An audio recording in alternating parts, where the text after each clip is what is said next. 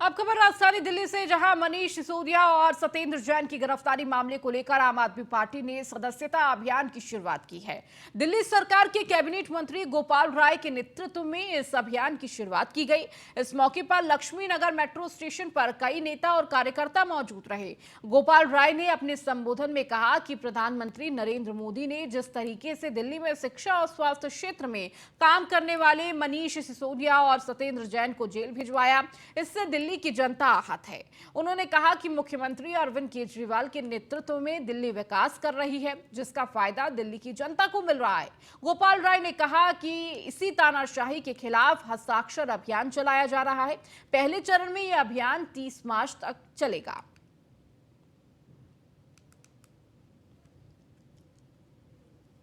दिल्ली में जिस तरह से देश के प्रधानमंत्री ने दो सबसे अच्छे शिक्षा और स्वास्थ्य के क्षेत्र में काम करने वाले मंत्रियों को गिरफ्तार करवाया, उससे कहीं न कहीं दिल्ली के लोग आहत हैं। क्योंकि जो शिक्षा में अच्छा काम हुआ उसका फायदा दिल्ली के लोगों को मिल रहा था, स्वास्थ्य में काम हुआ दिल्ली के लोगों को, दिल्ली सरकार अरविंद केजरीवाल की सरकार जो अच्छे काम कर रही है उसका फायदा दिल्ली के लोगों को मिल रहा है। तो इस चिट्ठी के माध्यम से लोग अपना साइन करके प्रधानमंत्री जी को भेज रहे हैं। उस चिट्ठी में एक ही अपील है कि प्रधानमंत्री जी आप भी अच्छे काम करिए और अरविंद केजरीवाल को भी अच्छे काम करने दीजिए।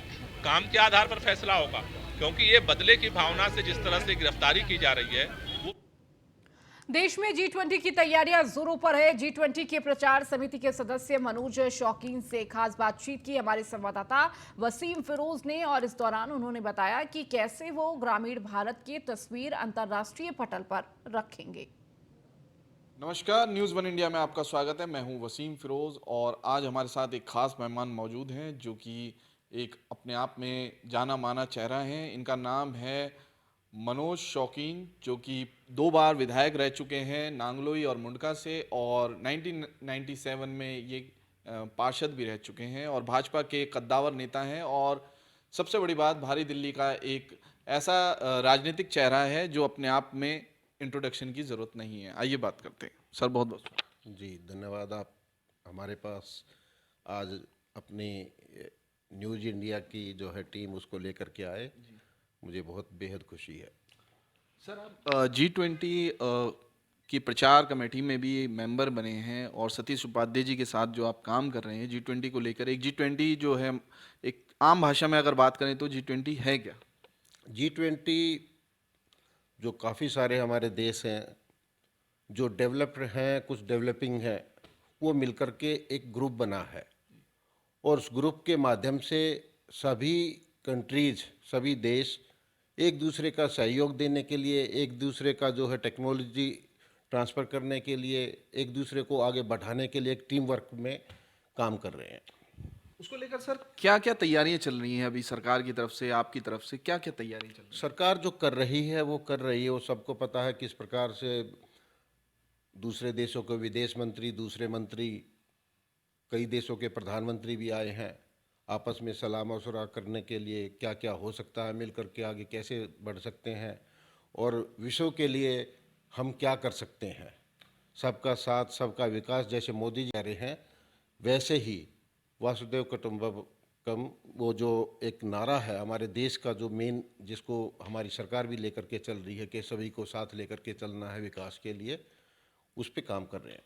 और सर, देखा गया है कि अभी पिछले महीने आगरा में एक समिट होती है, डेलीगेशन आता है, उसकी तैयारियां जोर शोर पे थी। आगरा में तमाम वो ऐतिहासिक स्थल दिखाए गए। तो अब दिल्ली में जब डेलीगेशन आएगा तो उसको लेकर आप लोगों की क्या तैयारियां, आप क्या उनको ऐसी चीज़ें दिखाएंगे, अपने देश की कौन सी संस्कृति के बारे में उनसे अवगत कराएंगे?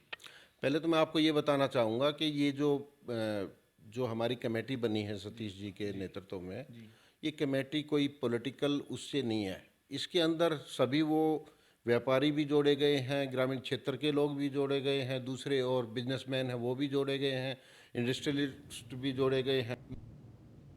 पंजाब के किसान फिर से जंतर मंतर पर केंद्र सरकार के खिलाफ धरना दे रहे हैं। दरअसल पंजाब के किसान पानी के उचित वितरण और गेहूं और दालों के लिए बेहतर न्यूनतम समर्थन मूल्य की मांग कर रहे हैं। धरने में कम से कम 4 से 5 किसान यूनियन हैं। इस यूनियन का कहना है कि हमें पानी के बेहतर वितरण की जरूरत है। सारा पानी राजस्थान और दिल्ली जा रहा है।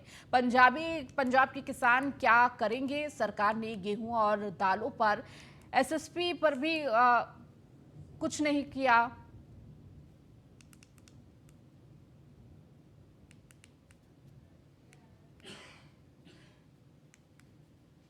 तो कई मांगों को लेकर जंतर मंतर पर पंजाब के किसान का प्रदर्शन देखने को मिल रहा है। तो जहां कई मांगों को लेकर यह प्रदर्शन करते हुए पंजाब के किसान नजर आए, तो सरकार ने गेहूं और दालों पर एमएसपी पर भी कुछ नहीं किया, इसका भी सवाल उठाया।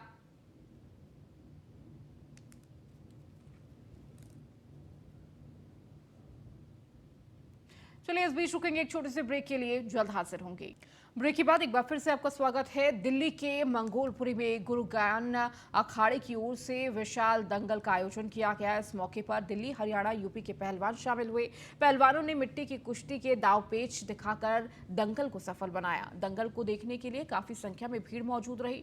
लोग कुश्ती को देखने के लिए छतों पर जाकर चढ़े, तो ढोल नगाड़ों के साथ कुश्ती की शुरुआत हुई। दंगल के आयोजन विकास की बताया कि दंगल उनके पिता गुरु ज्ञान और प्रकाश पहलवान की याद में करवाया जा रहा है, जिसे पहले खुद गुरु ज्ञान और प्रकाश पहलवान कराया करते थे।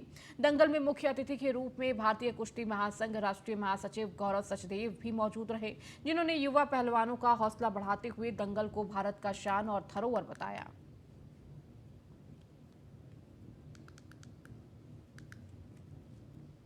दंगल हमारे पिताजी के टाइम से चलता हुआ रहा है। आज हमारे पिताजी हमारे बीच में नहीं है।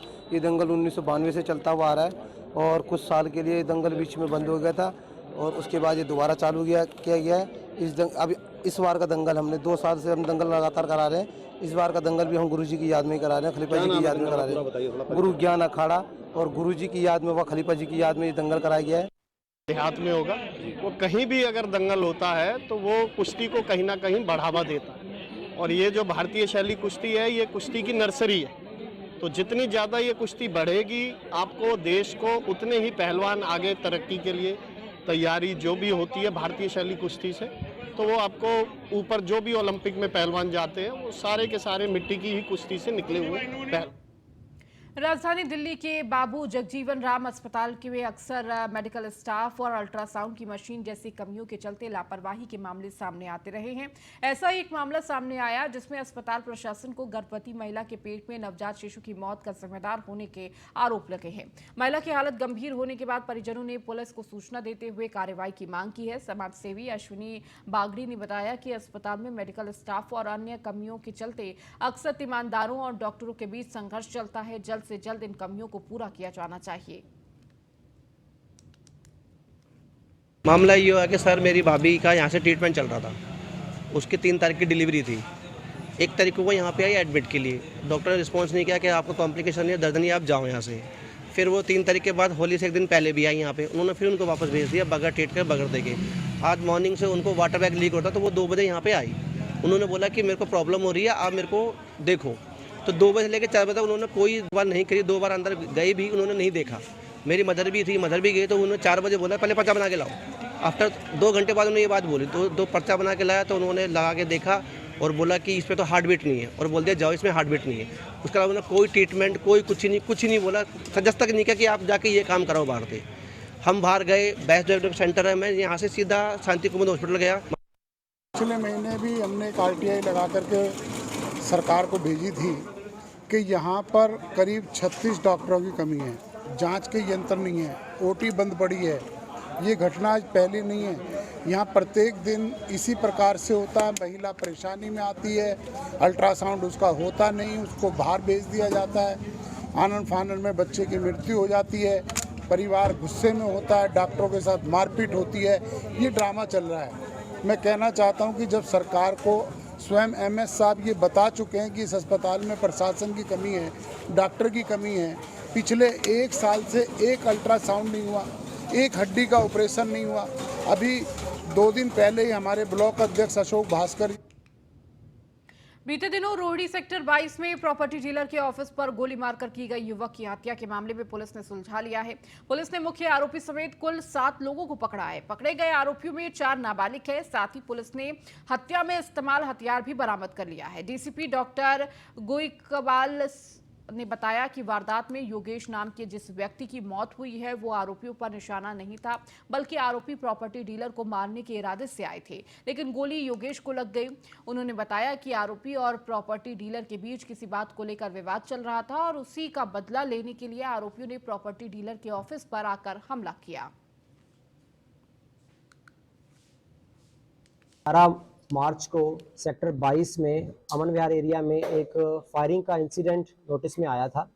एक प्रॉपर्टी डीलर का ऑफिस था, वहाँ पे कुछ लड़के आए और उन्होंने फायरिंग की, और जिसमें कि एक शख्स जो योगेश था उसकी गोली लगने से डेथ हो गई थी।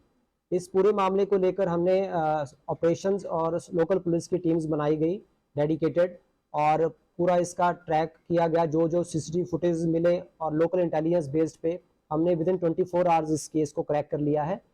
और जो मेन एक्यूज था, मेन एलिज्ड विकास एलियस लाला, वो हमने अरेस्ट कर लिया है। उसके साथ उसके 2 और साथी निहाल और आकाश, उन दोनों को भी अरेस्ट कर लिया है। इसके अलावा 4 जुवेनाइल्स जिन्होंने कंपनी किया।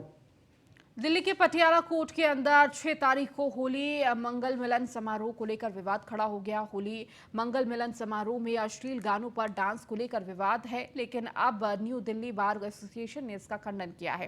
दिल्ली बार एसोसिएशन का कहना है कि किसी भी तरह की अश्लीलता इस कार्यक्रम में नहीं हुई। जो कलाकार थे वो अपनी प्रस्तुति पेश की, लेकिन सोशल मीडिया में कार्यक्रम को अश्लील बताया जा रहा है।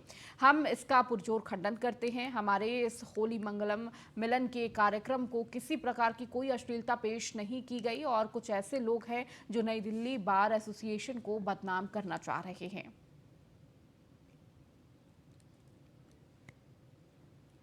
एक डिसेंट कल्चरल फंक्शन किया था जिसमें कि हमारे 600-700 एडवोकेट्स मौके पे रहे, और ये कम से कम 4.5 से 5 घंटे ये प्रोग्राम चला, जिसमें कहीं कोई ऐसी गलत चीज़ नहीं थी, क्योंकि अगर ऐसी इंटेंशन हमारी रही होती तो ये लाइव प्रोग्राम नहीं चलता। और दूसरा, हमारे किसी मेंबर ने इसकी कोई भी माननीय प्रधान जी ने, श्री जगदीश जी ने आपको विस्तृत में जानकारी दी है, तो उसी बात को मैं आगे बढ़ाते हुए कहता हूं कि हमारी बार की जो महिला मेंबर हैं, पुरुष मेंबर हैं, उन्होंने भी इस कार्यक्रम में शिरकत की। जिन्होंने अच्छी परफॉर्मेंस दी उनको पुरस्कृत भी किया गया। मेरे ख्याल से जो हमारी बार में लेडी मेंबर्स की स्ट्रेंथ काफ़ी अच्छी है। मोर देन 30-40% लेडी मेंबर्स ने प्रोग्राम शुरू से आखिर तक अटेंड किया है। आज तक या अभी तक हमारी किसी महिला मेंबर ने ना हमारे पास कोई शिकायत दर्ज की है, ना हमसे किसी तरीके की कोई बात की है कि जी। और हम अभी पूरी बार में घूमे भी हैं, लोगों से आज भी मिले हैं, पहले भी मिले हैं। अभी माननीय प्रधान विवाद की कोई वजह मुझे समझ नहीं आती, विवाद क्यों है, क्योंकि बार में तो हमेशा से इस तरह के कल्चरल प्रोग्राम, होली पर ही नहीं, दीपावली है, न्यू ईयर सेलिब्रेशन है, और भी 1-2 फंक्शंस मनाए जाते हैं जिसमें कि कल्चरल प्रोग्राम्स इस तरह के रखे जाते हैं, हमेशा से होते आए हैं। और सिर्फ ये मेंबर ही नहीं, मेंबर्स फैमिलीज़ लेकर आते रहे हैं। मैं भी अपनी बच्ची को लेकर आती हूँ हर त्यौहार में, या तो मैं अकेली नहीं आती, जब से बच्ची है तब बच्ची को लेकर आती हूँ, क्योंकि ये बार में जो फंक्शंस होते हैं वही हमारे फैमिली फंक्शंस हैं, हमारे अलग से और कोई फंक्शंस नहीं है। जैसे होली यहाँ मनती है, यहीं बना के होली चले जाते हैं। फिर चलिए, इस बुलेटिन में फिलहाल इतना ही। बने रहिए न्यूज़ 1 इंडिया के साथ।